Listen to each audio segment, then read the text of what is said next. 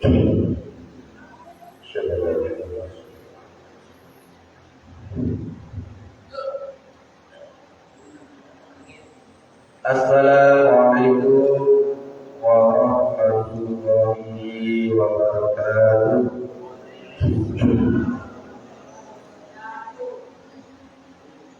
Bismillahirrahmanirrahim. Alhamdulillahi rabbil alamin. Wa bihi nasta'inu ala umuri dunya waddin. Wassalatu wassalamu ala sayyidina wa maulana Muhammadin wa ala alihi wa ashabihi mujahidin al-qahirin amma ba'd. Qala rabbi ishrah li sadri wa yassir li amri wahlul 'uqdatam min lisani yafqahu qawli.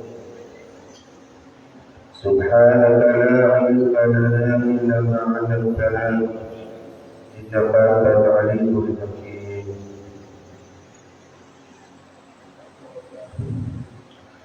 Para ulama, para kiai, para ustaz, para guru, khususnya ketua di dalam masjid kita tercinta, Masjid Nurul Jamras, yakni Bapak Abdul Ghani beserta perangkat-perangkatnya,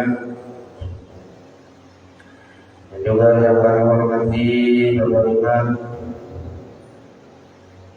dan juga pembantu-pembantunya, Ustaz Nurul, Ustaz Timin, Bapak-bapak, ibu, benar, hadirin wal hadirat, jamaah salat subuh yang berbahagia.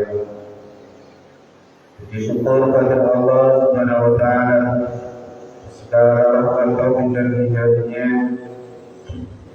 sehingga di pagi sekarang ini kita masih bisa melaksanakan amal kewajiban, yakni melaksanakan salat subuh berjamaah. Semoga dan mudah-mudahan dari Allah Subhanahu wa taala jadikan sebagai hamba-hambanya yang saleh, yang takwa, amin amin ya rabbal alamin. Sallallahu wa salamu akan disampaikan para Nabi Muhammad sallallahu alaihi wasallam dengan ucapan Allahumma shalli ala sayyidina Muhammad. Jamaah Bapak Ibu yang berbahagia, ini perlu diketahui, ini ada cermat nanti ya.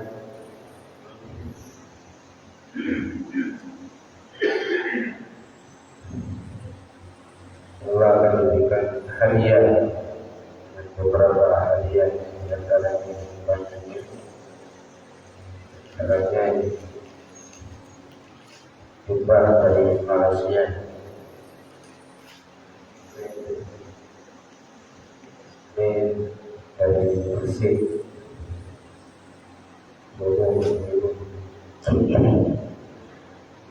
Cuma sebelumnya kami ingin menerangkan sedikit sebagai mukadimah daripada kitab shalah.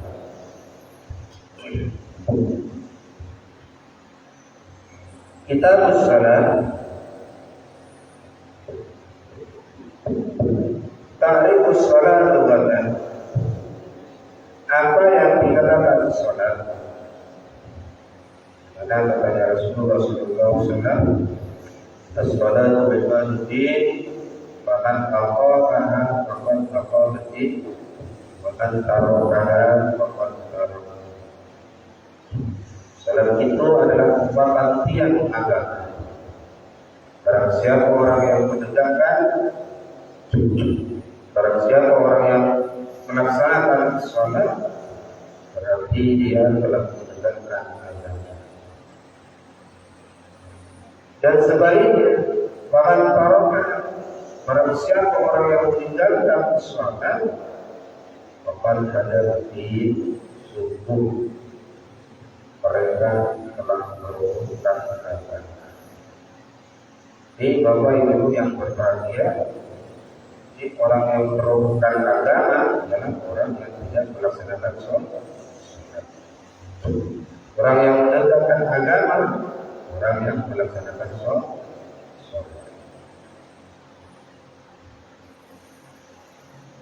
Tariknya, definisinya syar'an. Secara syarat ialah aqwal wa af'al muqtaratu takbir. Definisi daripada salat ialah aqwal wa af'al, perkataan dan perbuatan. Jadi perkataan dan perbuatan tatahadu yang dimulai dengan takbir, dengan ucapan takbir Allahu Akbar. Wa muqtatamakul bitasdiq ghaliban, dan diakhiri dengan ucapan salam assalamu alaikum. Jadi salat ini ialah kumpulan daripada ucapan perbuatan yang dimulai dengan pembacaan takbir Allahu Akbar dan diakhiri dengan ucapan salam assalamualaikum bidiyatin maksusatin, dengan niat-niat yang tertentu.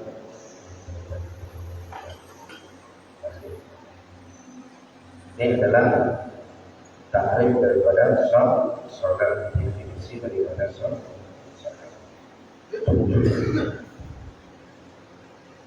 Ghaliban, ini dalam kebiasaan. Kharaja bihi annahu qad takunu as-salatu kadzalika. Dan sholat itu kadang-kadang terjadi tidak sesuai dengan takrif karena darurat ataupun lain sebagainya. Di salat ialah ucapan dan perbuatan. Kadang-kadang salat itu tidak menggunakan ucapan. Tidak ada salat yang tidak menggunakan ucapan. Jadi pada orang salat Allahu Akbar, tapi tidak menggunakan ucapan, tidak menggunakan kata-kata. Contohnya ialah seperti orang ahros, seperti orang bisu. Jadi ketika orang bisu melaksanakan salat, dia tidak berucap-ucap, tidak berkata-kata, tidak berkata takbir, dan tidak membaca buku kau.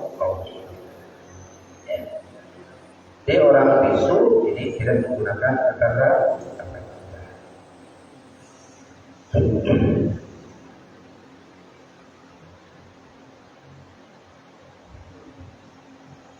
Dan juga dikecualikan daripada af'al salat itu yang perbuatan dan perkataan dan perbuatan. Ada salat yang cuma menggunakan perkataan tapi tidak menggunakan perbuatan. Jadi ada orang melaksanakan sholat, dia sholat, cuma perkataannya saja yang digunakan, angkanya tidak ada. Ini tidak ada tak ruku, tak sujud, tak duduk, dan sebagainya. Karena ada yang begitu, itu juga ada. Contohnya adalah Sholatil jenazah seperti melaksanakan sholat jenazah. Ini sholat jenazah ada fatihahnya, ada doanya, tapi tidak ada perbuatannya.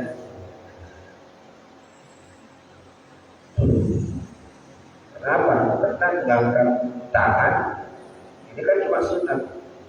Bisa jadi orang melaksanakan sholat jenazah, ada mayit di depannya berdiri, cuma berdiri saja, tangannya tidak diangkat, ya berdiri. Bawa kaki. Bismillahirrahmanirrahim. Alhamdulillahirrahmanirrahim. Tahunya kita baca assalamualaikum warahmatullahi wabarakatuh. Tak boleh kanan, tak boleh begini. Ini juga dikatakan sholat. Contoh yang lain yang tidak menggunakan perbuatan ialah sholat di lima rukun dan juga sholatnya orang yang terikat. Orang yang terikat. Ini umpamanya ada orang yang pernah terkena sandera semuanya, maka dia diikat, maka dia bisa melaksanakan sholat walaupun tanpa meraba, tak duduk, tak berdiri, tak apa. Ini sholatnya tetap sahwal marini, dan juga sholatnya orang yang sakit tidur.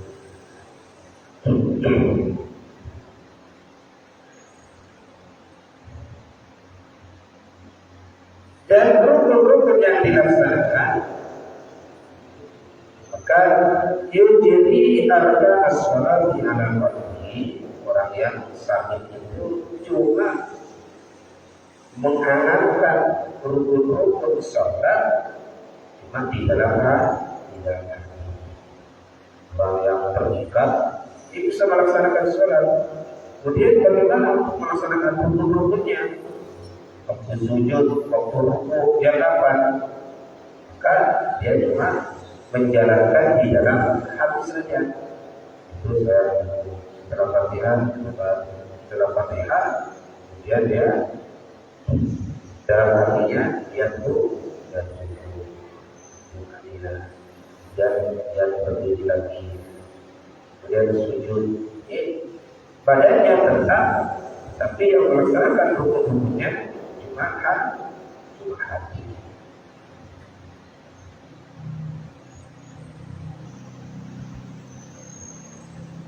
Dan juga lagi puasanya salat ini merupakan rukun Islam yang ketiga. Fadlu salat, keutamaan salat, ia rukun tsani, dia adalah merupakan rukun yang kedua min arkanil Islam, daripada rukun Islam. Wahia amududdin, dan salat itu merupakan tiang agama, wafatuha dan utamanya itu adalah sangat kubur. Maka waradat bihil ayat al-Qur'aniyatu wal ahadits nabawiyah, sebagaimana keterangan di dalam ayat-ayat Al-Quran dan juga hadis-hadis nabawi.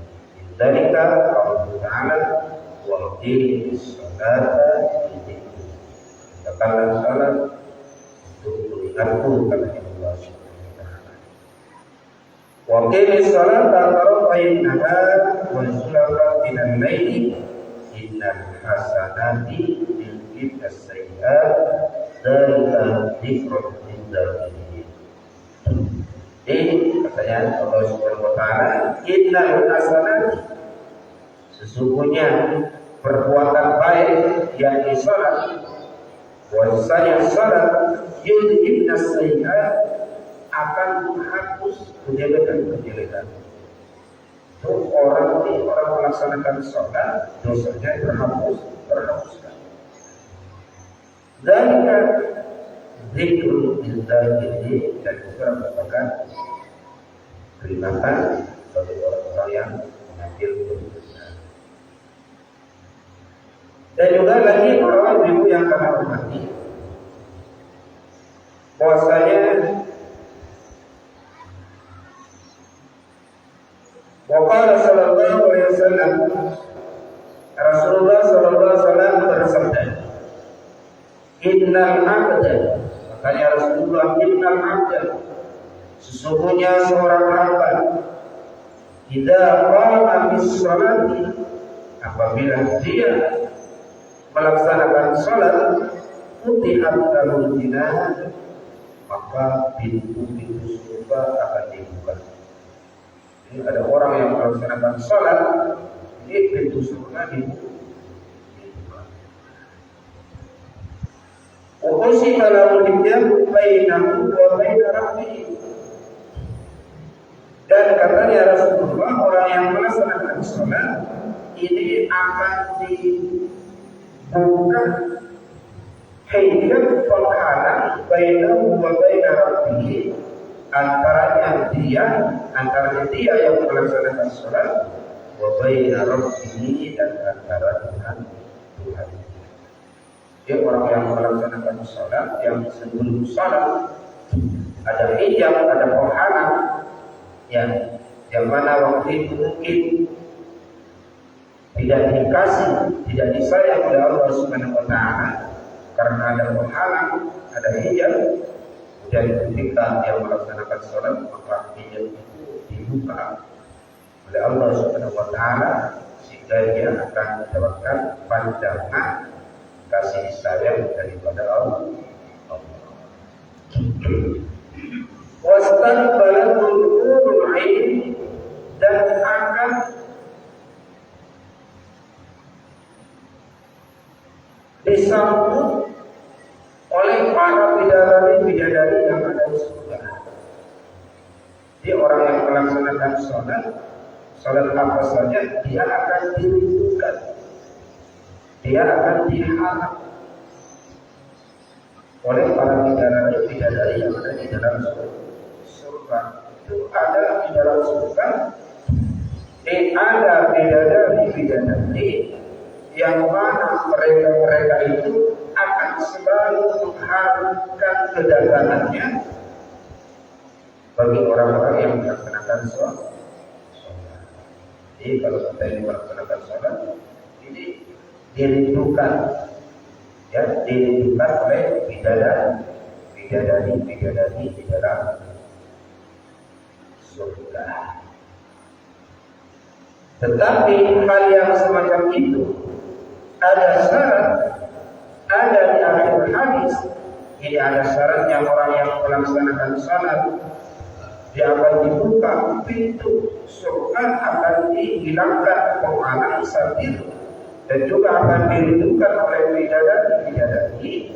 Ada satu syarat, katanya Rasulullah SAW, malam yang terakhir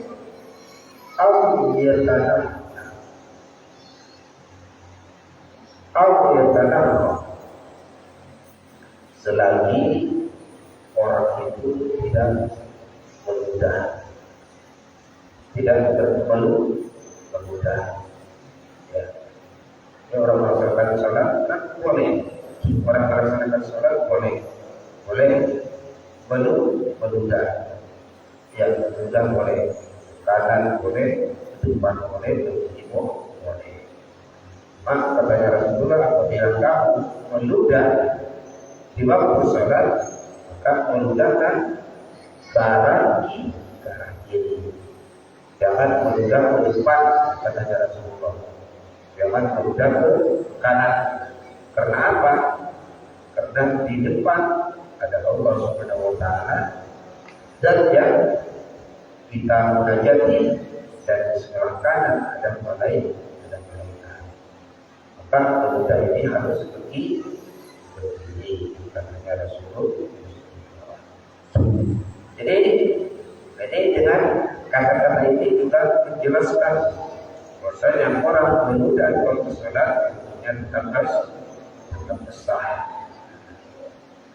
dan ludahnya tidak najis.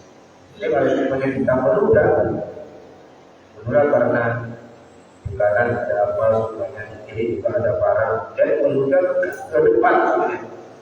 Depan tidak ada ludah di depannya.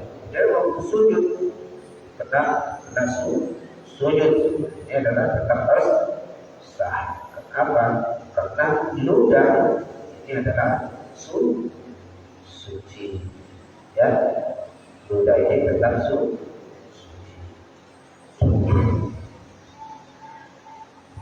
Dan juga wa innal 'abda, katanya Rasulullah sallallahu alaihi wasallam, wa ju'ilat qurratu 'aini fi sholati, dan aku ketenangan jiwa saya diberikan dalam ada dalam sholat. Kalau Rasulullah itu melaksanakan sholat tenang, pandangannya tenang. Wa innal 'abda, dan sesungguhnya seorang hamba idza qama yusalli utiya min dhunubihi, dan perlu kita ketahui bahwasanya katanya Rasulullah sallallahu alaihi wasallam, innal 'abda, sesungguhnya seorang hamba idza qama, apabila berdiri yusolli untuk melaksanakan salat, utiya bi dhunubihi, maka dia akan diberikan dosa-dosanya. Jadi orang yang melaksanakan salat kepada Rasulullah, ini dosa-dosanya akan diberikan. Dia punya dosa maksiat, siang harinya selalu memandang kemaksiatan semuanya, pikiran-pikiran yang lain, ataupun punya dosa-dosa yang lain.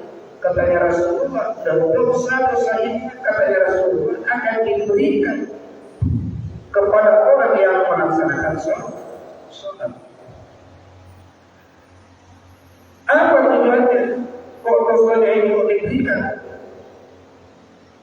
Wa muti'an ala rasihi aw ala atiqihi, dosa-dosa ini akan disimpan, akan diletakkan di atas kepalanya. Dosa yang dosanya sebesar gunung semuanya. Ini ketika melaksanakan salat akan dilimpahkan, akan ditaruh di kepalanya. Au ala atiqihi, atau akan disimpan di pundaknya. Lihat katanya Rasulullah sallallahu alaihi wasallam, wa kullama, ketika dia orang yang melaksanakan salat, raka'a, melaksanakan rukuk, jika dia melaksanakan rukuk atau sajadah, atau melaksanakan sujud, tasawwur al-sujud, maka niscaya dosa-dosa tadi yang telah disimpan di pundaknya, yang ada di kepalanya, ini ketika dia melaksanakan rukuk, ketika dia melaksanakan sujud, maka dosa-dosa itu akan berguguran, akan jatuh. Sehingga dengan dosa yang berguguran, dosa yang jatuh, karena dosa-dosanya akan dihilang. Di Bapak Ibu ya, yang berbahagia, di melaksanakan sholat ini sangat besar sekali. Ini akan menjadikan sebagai orang yang menegakkan agama, juga dosa-dosanya akan dihapus. Waqala ulama, dan juga ada ulama yang berkata,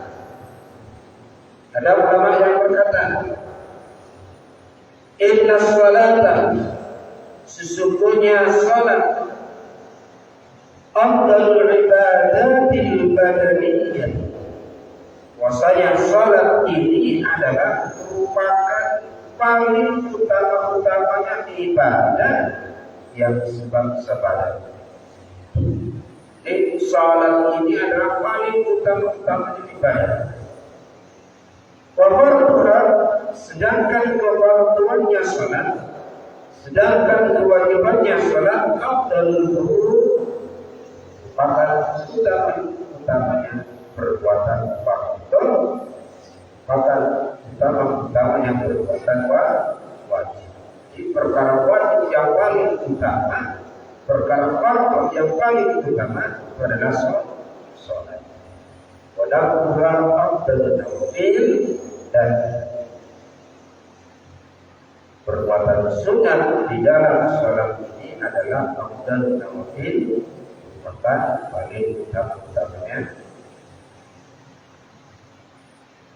kesunatan. Ini Bapak Ibu yang kami hormati, ya. Ini jelas daripada mukadimah dia. Ada yang ingin ditanyakan, dan nanti ini ada selesai.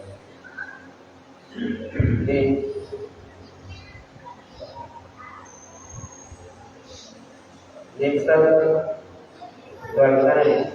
ini ada hadiah daripada dia, butuh baju jubah, ada sarung.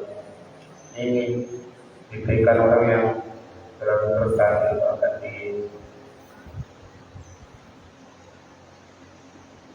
diberikan pertanyaan. Pertanyaan dia, yang sebelumnya saya ingin pertanyaan masalah sholat.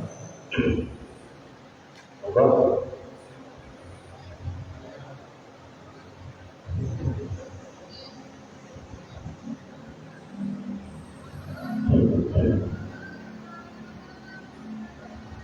Dan lagi Bapak Ibu yang kami hormati, bahwasanya salat lima waktu ini merupakan khawaisul umat Rasulullah SAW. Salat lima waktu ini merupakan keistimewaan daripada umat Rasulullah.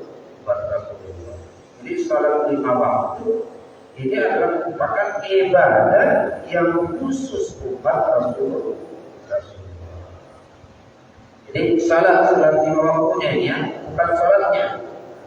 Jadi salat lima waktu ini merupakan keistimewaan khusus umat Rasulullah. Kalau salatnya ditentang orang-orang terdahulu tetap melaksanakan salat.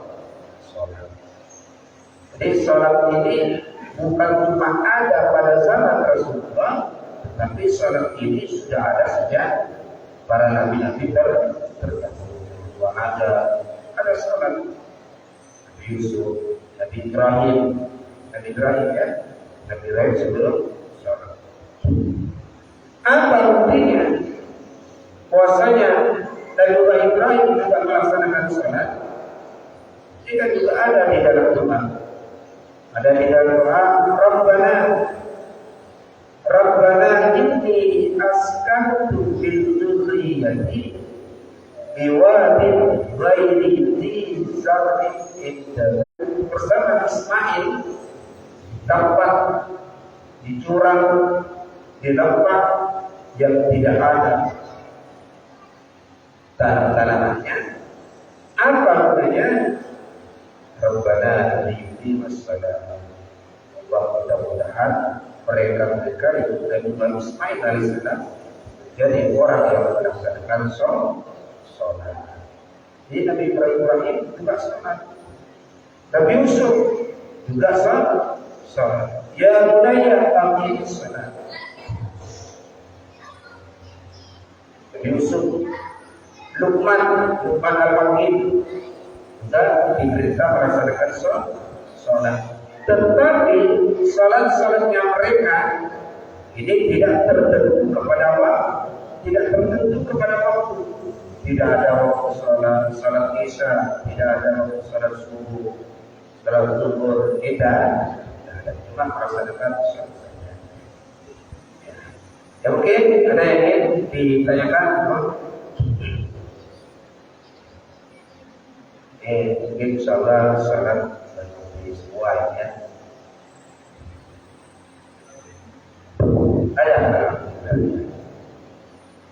Assalamualaikum warahmatullahi wabarakatuh.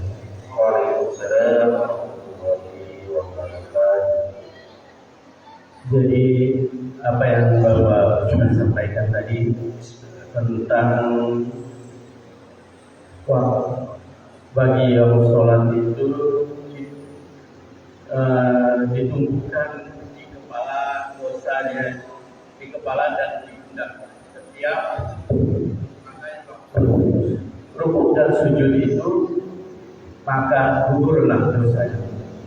Bagaimana terhadap orang yang melaksanakan maksiat terus sholat, dia rajin sholatnya, rajin juga maksiat.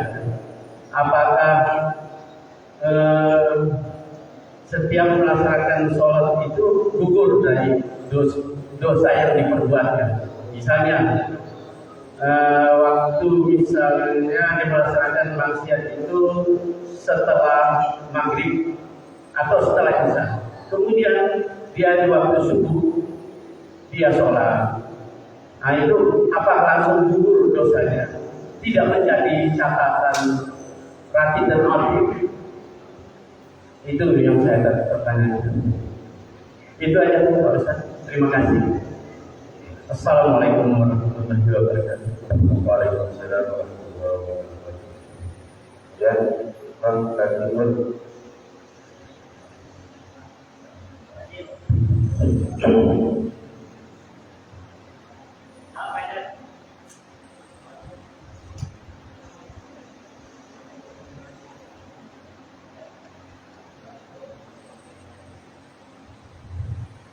Assalamualaikum warahmatullahi wabarakatuh. Waalaikumsalam warahmatullahi wabarakatuh. Jadi saya mau nanya, bahwa kemarin saya pulang kampung.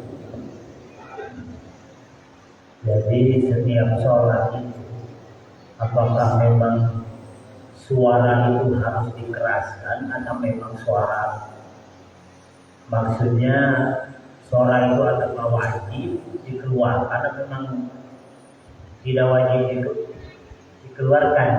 Sebab di kampung saya itu tiap sholat itu bukan sampai sekarang, itu kan ustaz-ustaz semua itu kan di apa yang jadi imam. Jadi tiap zuhur asar walaupun asar nggak ada suara, maghrib juga suaranya dikeluarkan. Contohnya seperti itu. Takbiratul ihram memang sunat gitu ya. Tapi kan kalau imam memang harus jelas gitu. Terus model Allahu Akbar sami Allah itu nggak ada suaranya sama sekali kan. Gitu. Jadi yang kasihan itu yang di belakang itu agak kedengeran. Jadi kedengarannya tiap hari gesekan sarung gitu lah. Sarung gesek gitu kan. Allahu Akbar. Apa namanya? Ya itu gesek-gesekan itu. Apakah memang ada hadisnya yang suara itu gak dikeluarkan atau bagaimana gitu kan? Kan nggak pakai speaker kalau di kampung kan? Itulah yang mau tanyakan. Daud udah jadi tiap pulang mau nanyain dia atau bagaimana gitu kan? Kalau ada bagaimana gitu kan? Solusinya untuk yang seperti itu. Sekian. Assalamualaikum warahmatullahi wabarakatuh. Waalaikumsalam warahmatullahi wabarakatuh. Yang lain satu lagi. Oke, sudah ya. Ini pertanyaan tadi bahwasanya katanya Rasulullah SAW bahwasanya seorang hamba orang yang melaksanakan sholat maka dia dosa-dosanya akan dikatakan di kepalanya dan di pundaknya. Dan ketika mereka itu ataupun ketika dia melaksanakan rukuk dan sujud, maka dosa-dosanya akan berkurang dan dia akan diampuni oleh Allah Subhanahu wa Ta'ala. Apakah itu semua termasuk dosa-dosa kemaksiatan yang dilaksanakan setiap hari ataupun setiap saat, termasuk dan perlu kita ketahui termasuk dosa-dosa yang juga hakullah, juga hakul adami. Ini kan dosa ini ada hakullah, ada dosa yang bersangkutan langsung kepada Allah. Apa dosa yang bersangkutan langsung kepada Allah? Itu salat. Kalau ada salat, ini kan hakullah. Ya, dosanya langsung kepada Allah. Ada yang hakul adami. Yang hakul adami itu dosa-dosa bersangkut paut dengan manusia. Ini manusianya tidak tahu bahwasanya ada orang yang memisui, membenci dan sebagainya, yang riba dan sebagainya. Karena orang kita tidak tahu. Jadi kita kan berdosa ini bersangkut paut dengan adami. Dan dosa itu perlu diketahui sesuai dengan yang ditanyakan kemarin oleh ketua DKI kita. Perbedaan antaranya yang Allah mayasa wa yang Rabbana wa fir lana Rabbana wa fir lana sayyidina wa Rabbana ma'al abrabatu wa qanna itu tahlil apa? Wana usulana wa wana wa firlana wa firlana. Ini dosa ada yang menggunakan waktu. Itu dosa yang dihapus dengan secara total. Ini dosa-dosanya dihapus dan pun dihapus dengan secara total. Karena kita ini mungkin berdoanya, istighfarnya mungkin lebih mantap, ini bisa dihapus dalam secara total. Ada dosa wafir dengan menggunakan infir. Itu dosa yang diampuni, tapi tidak total. Allah Subhanahu wa Ta'ala memang mengampuni, tetapi tidak semuanya diampuni oleh Allah. Jadi masih minta pertanggungjawaban kepada orang tersebut. Allah mengampuni, tapi oleh Allah Subhanahu wa Ta'ala masih menunggu pengampunan, pemaafan dari orang lain. Jadi bisa jadi kemaksiatan itu memang oleh Allah Subhanahu wa Ta'ala maksiat yang kita laksanakan. Kalau kita itu melaksanakan salat, memang diampuni oleh Allah Subhanahu wa Ta'ala. Diampuni. Dosa apa saja. Ya, dosa apa saja. Dan pengampunan Allah ini tidak membutuhkan tempat, tidak membutuhkan waktu, tidak membutuhkan hal-hal yang aneh-aneh. Supaya ada orang berzina, ya, orang berzina juga dosa besar. Ini dosa besar ini tidak diampuni oleh Allah Subhanahu wa Ta'ala kecuali dia berdoa di Masjidil Haram. Tidak. Bisa jadi walaupun dia berzina melaksanakan dosa besar, ya, bisa jadi datang ke masjid karena dia taubatnya sangat betul semuanya, dan langsung diampuni. Ataupun dia melaksanakan dosa, ya. Kemudian tahu-tahunya setelah masuk ke masjid dia ingat, saya berdosa tadi. Dosa. Gimana? Tidak mengira lihat paham-paham yang penting seumpamanya. Ya, seumpamanya. Kan dosa. Ya kalau rumah memandang satu kali dari semuanya. Tetapi kalau karena mengira kesilapan, ya, dilirik-lirik terus. Nah, seumpamanya. Selama di Jawa Barat, ya. Nah, di kapal juga katanya, ya. Nah, iya.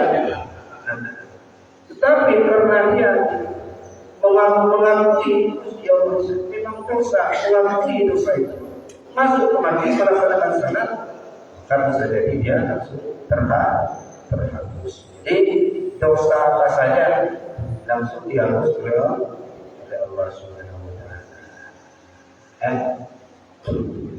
Kemudian pertanyaan yang kedua, ini bacaan di dalam sholat. Ini bacaan di dalam sholat kalau rukun, ya, kalau rukun kauli ini wajib disuarakan. Kalau rukun kauli wajib disuarakan. Kalau semuanya tidak disuarakan, maka sholatnya tidak sah. Contohnya yang rukun kauli seperti baca Fatihah. Ini baca Fatihah. Ini baca Fatihah yang harus wajib qiraah. Apa qiraah itu? Yang ada suaranya. Dan minimal suara itu harus kedengaran bagi dirinya. Suara itu minimal harus kedengaran bagi dirinya, bagi telinga orang yang sholat itu sendiri. Kalau tidak mendengar, berarti ini cuma menjalankan di dalam hati, dan boleh. Jadi qiraah membaca rukun qauli diantaranya adalah Fatihah, ini wajib disuarakan.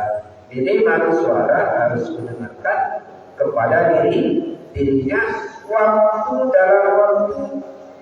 keadaan kondisi yang biasa-biasa saja. Jadi tidak bisyuk dengan keramaian, tidak bisyuk dengan sepeda dan sebagainya. Sedangkan di lain itu maka tidak ada kewajiban seperti takbir dan sebagainya, ya, takbir yang itu intiqali Allahu liman hamidah, bahkan orang itu tidak baca apa. Cuma sekarang kalau menjadi imam, ya, yang imamnya itu harus bijaksana. Ya, walaupun takbir istighfar sami Allahu liman hamidah ini tidak wajib dikuatkan, maka kebijakan harus bijak.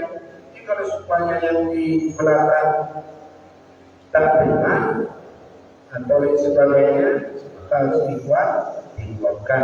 Gunanya agar didengar oleh makmum. Jadi bagaimana kalau sebenarnya kita ingin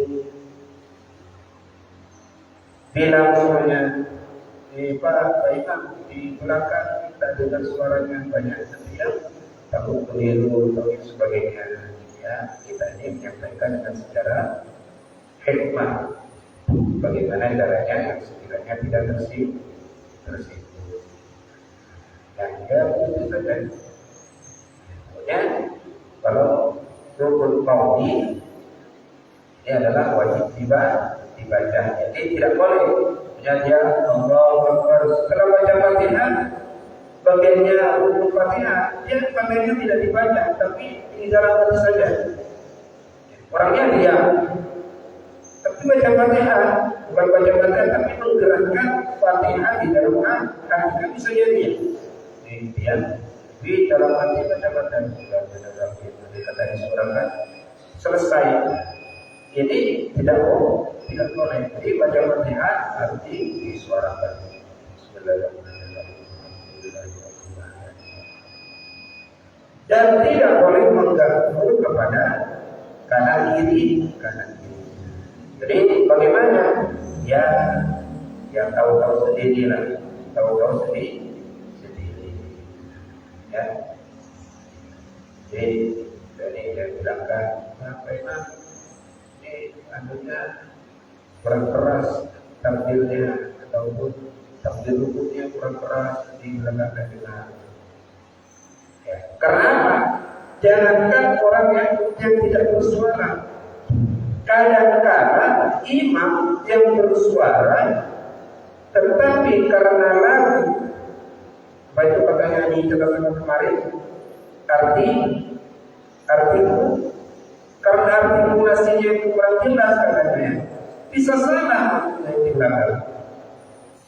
Contohnya, seperti setelah kita ini sujud, yang biasanya lagunya kalau kita akan naik ke atas kan agak panjang. Allah, ya. Tetapi karena dia ini lagunya lain, ini sebetulnya untuk naik ke atas rakaat yang ketiga sebenarnya, ataupun rakaat yang kedua setelah wudhu. Nah, ini kan makmum dikirain akan duduk terikat. Jadi itu semua adalah tamu-tamunya di iman. Sudah banyak. Walaupun di sini kemarin banyak yang menyebut imam. Itu Ustaz itu yang ceramah ramah. Banyak yang salah. Kenapa? Karena dia lakunya salah. Waktu tarawih, waktu tarawih dia sebetulnya ke atas, tapi karena dia lagunya mungkin agak sama, dia kemudian bangkit sujud lagunya sama, sehingga yang makmum tidak tahu. Kadang-kadang kan waktu udah menghitung hitungan rakaat kan, cuma ikut saja kalau duduk sebagai. Jadi dia mau pergi ke atas, dikirain duduk, jadi panggung itu duduk. Kemudian setelah melihat, lalu dia, ya, jadi kadang orang yang jadi makmum, orang jadi imam, ya harus pandai-pandai, banyak harus yang mengerti, kita bijaksana dan sebagainya. Bahkan ya jadi imam itu diantaranya harus ganteng, ya istrinya cantik, kan ada pembinaan itu gunanya, ya jadi ya tiga ya lebih baik ya. Baik itu saja. Tapi ini ya terakhir kami kasih orang ya kalau sudah dikasih dua ya kita kasihkan pada jamaah. Tapi karena kurang dan cukup, saya kasih saja yang pandai yang bisa jawab ya. Ya semua jamaah ya. Nanti ini ada program itu kemarin waktu Bali atau kajian dikasih kerudung. Dia yang bisa jawab hadiahnya Wadimur. Wadimur ya, Wadimur bisa jawab. Pertanyaannya semua bagaimana langkah orang yang melaksanakan sholat Jumat? Tadi kan sudah dijelaskan ya. Orang yang melaksanakan sholat Jumat tetapi dia cuma mengikuti satu rakaat. Apa yang dikerjakan makmum masbuk melaksanakan sholat Jumat tetapi dia cuma mengikuti satu rakaat? Ya masih angkat tadi.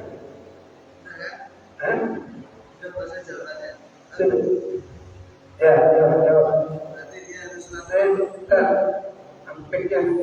Ya.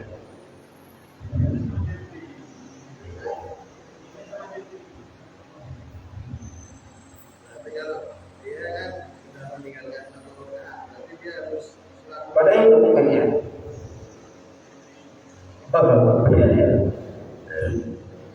Berarti kan dia udah meninggalkan satu rakaat sholat Jumat, berarti dia harus sholat zuhur 4 rakaat kalau kemarin Pak Ustadz bilang gitu. Berarti sholat zuhur dia berarti 4 rakaat gitu. Dan jawaban terima kasih jawaban salah. Jawabannya adalah, ini saya ulangi lagi ya, siapa yang bisa jawab? Orang makmum masjid ingin melaksanakan sholat Jumat, tapi cuma mengikuti satu rakaat. Bagaimana caranya dia melaksanakan sholat agar sholatnya tetap sah? Atau apa langkah dia yang harus dikerjakan? Kemarin sudah ya, ini buktinya sudah jelas sekali. Nah, cuma beliaunya kurang ini. Tapi tidak ada yang menerangkan bahwa kalau ada satu rakaat bisa dilanjut, yang satu rakaatnya bisa sah. Mau jawab apa mau mati? Hah? Gimana? Enggak ada terlalu bisa kan ya? Repot.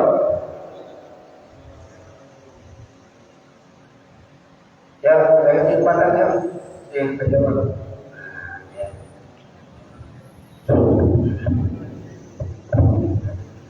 Biasanya kalau setahu saya Pak Ustaz, kalau misalnya kita tinggal satu rakaat salat Jumat, itu tergantung kita lihat Al-Fatihahnya dulu Ustaz. Kalau misalnya kita ketinggalan 2 Al-Fatihah, kita ganti dengan salat zuhur 4 rakaat. Cuman kalau kita masih bisa dapat 1 Al-Fatihah, nanti kita nambahin lagi 1 rakaat untuk salat Jumat, begitu Ustaz. Dan ini pertanyaannya, bagaimana setelah ketinggalan 1 rakaat, udah ketinggalan 1 rakaat ini saja? Jawabannya Dapat 1 rakaat, menambah 1 rakaat. masih siapa namanya nih? Jepri Ustaz. Alhamdulillah jawaban betul. Ya, jawaban betul. Jadi bahwa yang dihormati, saya ulangi lagi ya. Kan kemarin dijelaskan salat Jumat, ya, salat Jumat itu hukumnya wajib berjamaah. Ya, saya ulangi lagi. Salat Jumat itu hukumnya wajib berjamaah. Tetapi yang wajib berjamaah satu rakaat. Jadi yang salat Jumat itu wajib berjamaah, yang diwajibkan cuma satu rakaat. Jadi andai kata ada orang melaksanakan salat Jumat, udah itu dari awal sudah itu. Setelah dapat 1 rakaat, kemudian ini harus banyak. Ada keperluan boleh berpisah boleh, yaitu mubarakah salah sendirian. Karena dia berdiri dari sujud, Allahu Akbar, imamnya ini padanya gak biasa pokoknya. Suratnya panjang, surat Al-Baqarah. Ini kalau sebenarnya saya ikut terus, telat saya semuanya. Boleh lebih berpisah. Dan salatnya cuma menambah satu rakaat, ya. Atau dia dulu masuk, dia pergi ke masjid, kok sudah tinggal 1 rakaat, langsung Allah. Kemudian nanti tambah satu rakaat. Dan bagi orang yang tidak sampai, yang tidak menutupi 2 rakaatnya, maka dia harus menjadikan salat Jumat jadi salat zuhur. Kecuali harus menyediakan pada masjid salat Jumat. Ini tahu-tahu kita masuk ke dalam masjid sudah tahiyat semuanya. Langsung kita ini jamaah. Ikut. Karena kita ini tidak menutupi berjamaah 1 rakaat, maka dia itu harus menjadikan salat zuhur. Tidak usah lihat lagi, langsung menambah 4 rakaat. Ya, gitu ya. Jadi kalau sudah dapat 1 rakaat, tinggal tambah 1. Kalau tidak menutupi 2 rakaat, maka dia salatnya ditambah 4 rakaat menjadi salat zuhur. Yang termasuk ini. Adik-adik.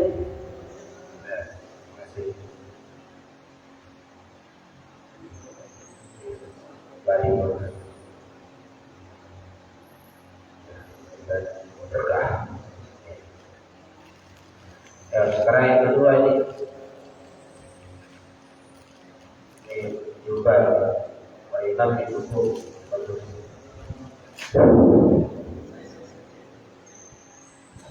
tadi terlalu sukar tadi ya, dan sekarang yang sudah mulai ada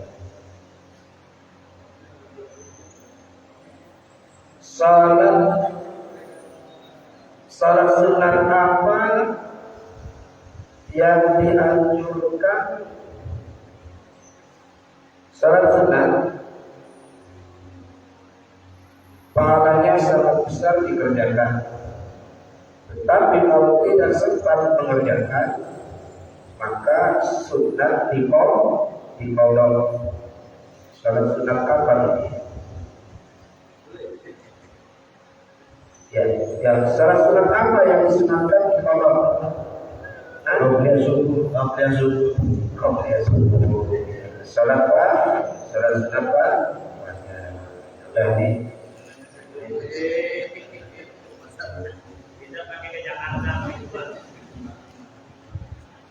dari Malaysia. Oke, Kalau nggak cukup ya kan ini sini. Dari ibu ini. Cuma satu aja Ustaz.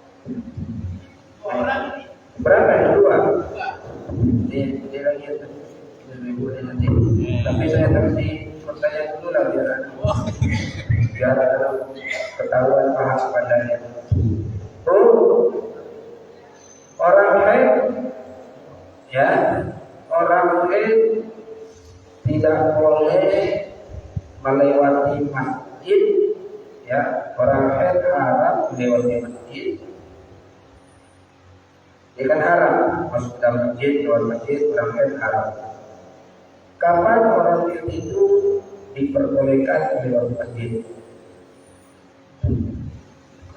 Kapan orang haid diperbolehkan masuk lewat masjid, lewat grup?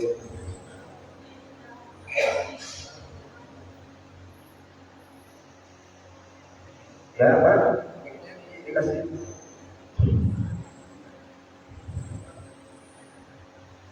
Kapan orang haid diperbolehkan lewat masjid? Kalau kan itu kan minimal 1 minggu Pak ya, 1 minggu kebanyakan. Nah kalau udah 1 minggu kita udah mandi. Mau nanya apa mau jawab? Hah? Mau jawab? Ya terus gimana? Ya tunggu kita mandi bersih dulu Pak, mandi dulu. Udah selesai seminggu, udah bersih, baru kita mandi, baru boleh masuk masjid, baru mulai sholat lagi gitu. Gimana jawaban kedua? Hah? Ini pertanyaannya, kapan orang haidnya Bu? Kapan orang haid boleh melewati masjid? Bukan setelah makan. Waktu haid, kapan orang haid boleh melewati masjid? Hah? Sewaktu-waktu. Ini jawabannya sewaktu-waktu. Dan yang lain, ada jawaban lain?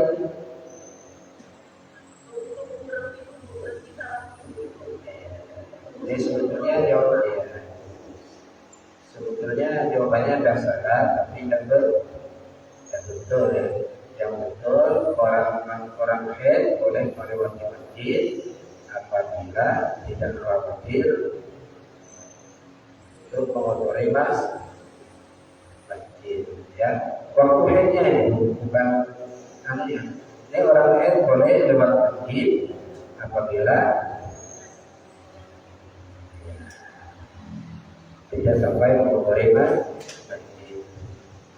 Dan satu lagi pertanyaan ini Ibu ya. Dan siang dan ini bagaimana?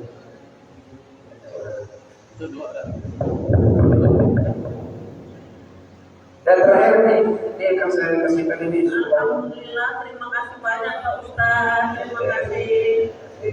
ini sudah tadi ini yang bisa jawab ya kalian. Ya, pertanyaan terakhir. Hah?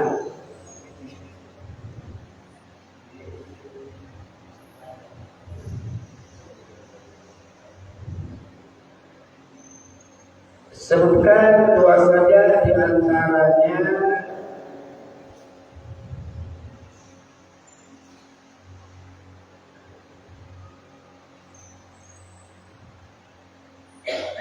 mandi yang disunatkan.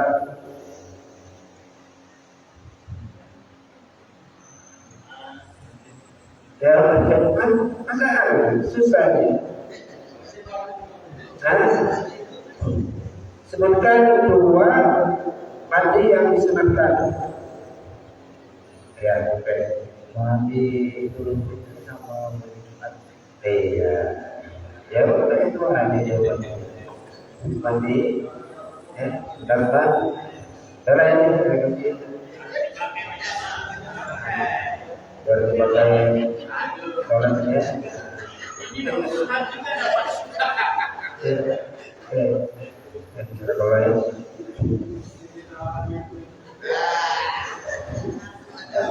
sholatnya. Coba nanti saya ingatkan lagi ya, bahwasanya besok ini adalah hari tarbiyah ya. Kalau bisa Bapak Ibu berpuasa besok hari Senin ya. Hari Senin ini dikatakan hari tarbiyah, pahalanya menghapus dosa satu tahun ya. Dan kalau bisa lagi hari Arafah itu hari Selasanya berpuasa ya. Ini sangat besar sekali. Ada ulama yang mengatakan berpuasa di hari Arafah ini lebih utama daripada dalam Lailatul Qadar. Ulama yang mengatakan kalau tidak bisa besok ya hari Selasanya apa? Mudah-mudahan kajian pada hari sekarang ini Bapak dapat dari Allah Subhanahu wa taala diberikan kemudahan dan rabbal alamin. Al-Fatihah.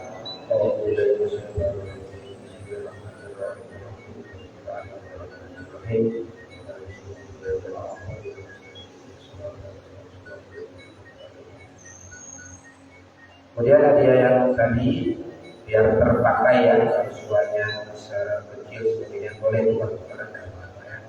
Tukar ini terus tukar yang baik apa yang penting tiba. Terima kasih.